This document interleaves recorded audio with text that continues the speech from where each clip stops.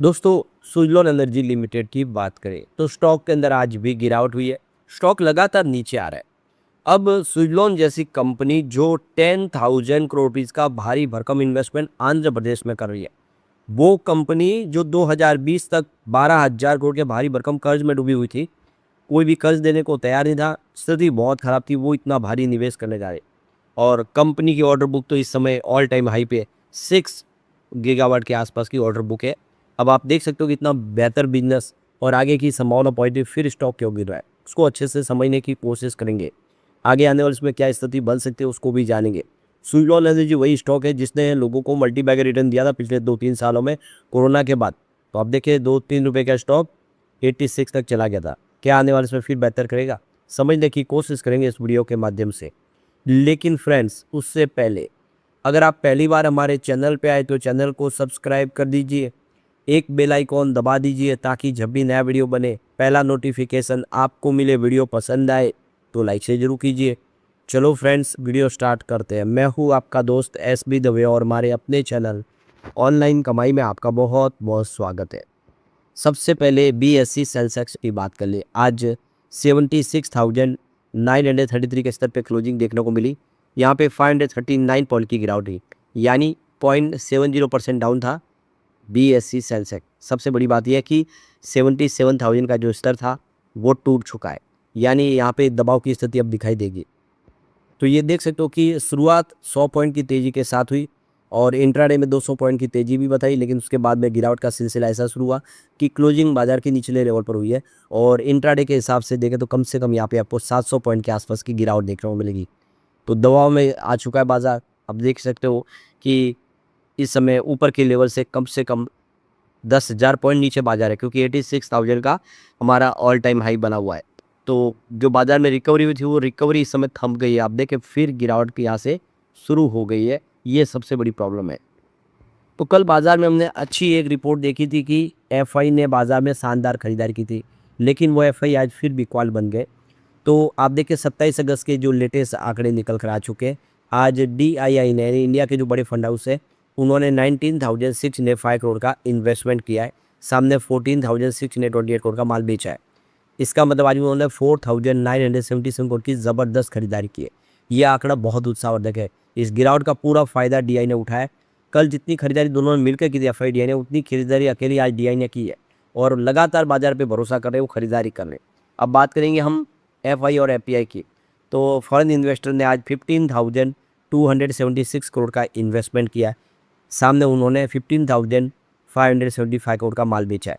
इसका मतलब आज उन्होंने 298 करोड़ का एक्स्ट्रा माल बेचा है, ज़्यादा बेचा। खरीदारी के मुकाबले उनकी बिकवाली थोड़ी ज़्यादा है। ये आंकड़ा 300 करोड़ के आसपास है, ज़्यादा चिंता की बात नहीं है। लेकिन कल उन्होंने 2500 करोड़ की खरीदारी भी की थी, सामने FI की साथ DI भी उतनी खरीदारी किए थे। कल आंकड़े अच्छे थे, फिर भी बाजार कमज़ोर रहा था, गिरावट हुई थी। इससे एक बात समझ में आ रही है कि ये अब गिरावट जो बाजार में हो रही है, ये FI DI की देन नहीं है, ये रिटेल इन्वेस्टर की देन है। छोटे निवेशक जो काफ़ी ज़्यादा डर गए और बाजार में बिकवाली करे, अच्छे शेयरों में भी उनकी बिकवाली लगातार हो रही है, जबकि बड़े फंड हाउस इस गिरावट का पूरा फायदा उठा रहे हैं। सुज़लॉन जैसे शेयरों में ये खरीदारी देख रहे हैं इस समय बड़े फंड हाउस।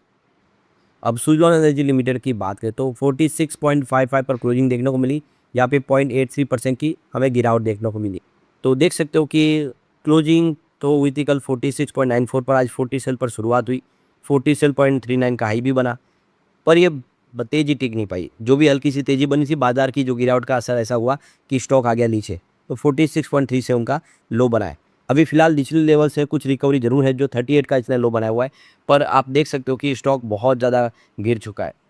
अब इसमें अगर हम जो वो लॉन्ग टर्म इन्वेस्टर जिन्होंने कोरोना के बाद निवेश किया, उनको तो अभी भी बहुत अच्छा फ़ायदा हो रहा है, क्योंकि स्टॉक की प्राइस 2 रुपये के आसपास थी, तो वो 46 के आसपास है। लेकिन वो लोग जिन्होंने 86 के आसपास खरीदारी की होगी, उनको भारी नुकसान हो रहा है, क्योंकि उनका इन्वेस्टमेंट यहाँ पे लगभग आधा हो गया है। लेकिन वही अब बात है कि फिर से आने वाले समय स्थिति बदल सकती है और स्टॉक ये मजबूत हो सकता है। ये रिपोर्ट में आपको समझ में आ जाएगा। अगर हम इसके वॉल्यूम ट्रेंड को देखें तो 20 अगस्त को 3 करोड़ का वॉल्यूम था, 21 अगस्त को भी 3 करोड़ का ही वॉल्यूम हुआ, 24 अगस्त को वॉल्यूम घट के 2 करोड़ पर आ गया था, लेकिन 25 अगस्त को वॉल्यूम 4 करोड़ तक पहुंच गया। उसके बाद में 26 अगस्त को वॉल्यूम फिर 2 करोड़ के आसपास था और आज वॉल्यूम 2 करोड़ के आसपास है, लेकिन ये आंकड़ा घट गया। आप देखिए ये रेंज आपको घटती हुई दिखाई देगी, यानी एवरेज वॉल्यूम 3 करोड़ का है और ये वॉल्यूम 2 करोड़ तो हुआ जरूर है, लेकिन आंकड़ा पिछले 5-6 दिन में सबसे कम है। इसका मतलब ये है कि बड़े फंड हाउस तो इस स्टॉक में अभी फिलहाल छेड़छाड़ नहीं कर रहे। ये जो कमजोरी आ रही है रिटेल इन्वेस्टर की वजह से आ रही है। बड़े फंड हाउस इस स्टॉक में अभी फिलहाल वेट एंड वॉच की स्थिति में बने हुए हैं। अब चाइना ने विंड टरबाइन के बाजार में नया इतिहास रच दिया है। 13,000 फीट के ऊपर इन्होंने बिजली बना के साबित कर दिया है कि ज़मीन की आवश्यकता नहीं है, पानी की आवश्यकता नहीं है, बिजली हवा में भी बन सकती है, और वो भी विंड टरबाइन के माध्यम से। तो चीन ने 13,000 फीट ऊंचाइयों पर जो मौजूद तेज हवा है उसका फ़ायदा उठाते हुए बिजली पैदा करने में सफलता हासिल कर लिया है।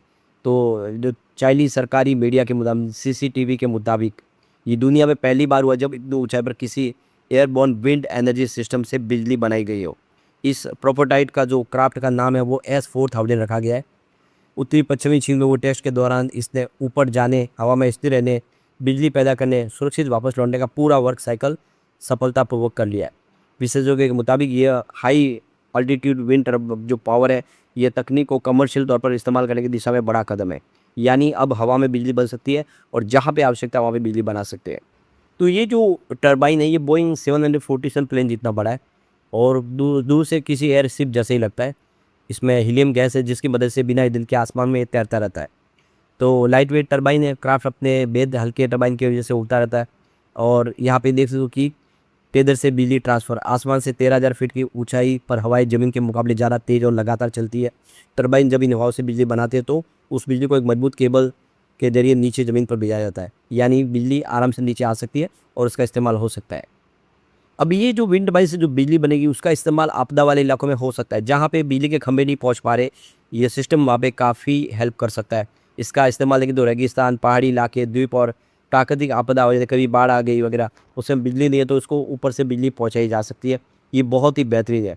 तो विंड टरबाइन के इतिहास में एक नया कीर्तिमान स्थापित हो गया है और सुजलॉन के लिए भी एक बड़ी संभावना है कि वो भी ऐसे कुछ आगे जाके अपने लिए संभावना तलाश सकते हैं कि बिना ज़मीन का इस्तेमाल किए, बिना पानी का आप देखिए हवा में बिजली बना दे और फिर उस बिजली को वहाँ पे पहुँचाए जहाँ पे उसकी आवश्यकता है, जहाँ पे खंभे नहीं पहुँच सकते। तो ये एक तो आप देख सकते हो ये गेम चेंजर है जो आने वाले समय इस सेक्टर को फ़ायदा पहुँचा सकता है। अब देख सकते हो कि सुजलॉन एनर्जी की रफ्तार देखें तो 100 बिलियन रुपीज़ का इन्वेस्टमेंट करने जा रहे हैं विंड प्रोजेक्ट में आंध्र प्रदेश में। यानी कंपनी बहुत बड़ा निवेश करने जा रही है आंध्र प्रदेश में। 1325 मेगावाट की बिजली का निर्माण किया जाएगा। विंड प्रोजेक्ट बड़ा है जो रायदुर्ग में लगाया जाएगा अनलपुर डिस्ट्रिक्ट के अंदर। तो आप क्लियरली देख सकते हो कि कंपनी का बिजनेस रुक नहीं रहा है, लगातार बढ़ रहा है और तेज़ी से बढ़ रहा है। तो सुजलॉन एनर्जी की बात करें तो फंडामेंटली कंपनी बहुत मजबूत हो चुकी है 4-5 सालों में। इस समय ऑर्डर बुक 6.1 गीगावाट के ऑल टाइम हाई पे पहुंच गई है। ज़बरदस्त ऑर्डर बुक। और कस्टमर की बात को 84% जो कस्टमर इनके PSU पब्लिक सेक्टर से आ रहे और CNA कमर्शियल इंडस्ट्री सेक्टर से आ रहे। अभी इन्होंने 250 मेगावाट का एक टोरेंट ग्रीन की तरफ से ऑर्डर प्राप्त कर लिया है और ये रिपीट ऑर्डर है, छठा ऑर्डर है जो कंपनी को लगातार मिल रहा है। इसके अलावा इनको आप देखिए टाटा पावर की तरफ से 400 मेगावाट का EPC प्रोजेक्ट मिला है। 1 मेगावाट का ऑर्डर इनको बारी ग्रुप की तरफ से मिला है। इंडिया के बड़े बड़े कॉर्पोरेट हाउस और बड़े बड़ी जो कंपनियां वो इनको ऑर्डर दे रही है।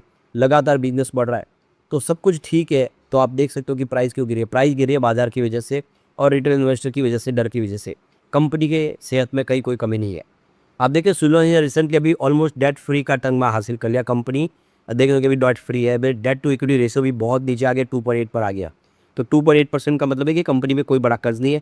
इस समय कंपनी के पास 2,599 करोड़ का कैश फ्लो है, यानी कंपनी के पास कैश है। जबकि आप समझ सकते हो कि कंपनी 2020 के दौरान 12,000 करोड़ के भारी भरकम कर्ज में डूबी हुई थी। अब कंपनी 10,000 करोड़ तक का निवेश करने को तैयार है। ये बातें साबित कर रही है कि सुजलॉन मजबूत हो चुकी है। यहाँ पे अब डर खत्म हो जाना चाहिए। लेकिन फ्रेंड्स, कोई भी इन्वेस्टमेंट करने से पहले अपने फाइनेंशियल एडवाइजर से एडवाइस ले ले या अपना खुद का रिसर्च करें, क्योंकि मैंने वीडियो आपके एजुकेशनल पर्पज़ के लिए ही बनाया। वीडियो पसंद आए तो लाइक से जरूर कीजिए और चैनल को सब्सक्राइब कर दीजिए। Thank you friends.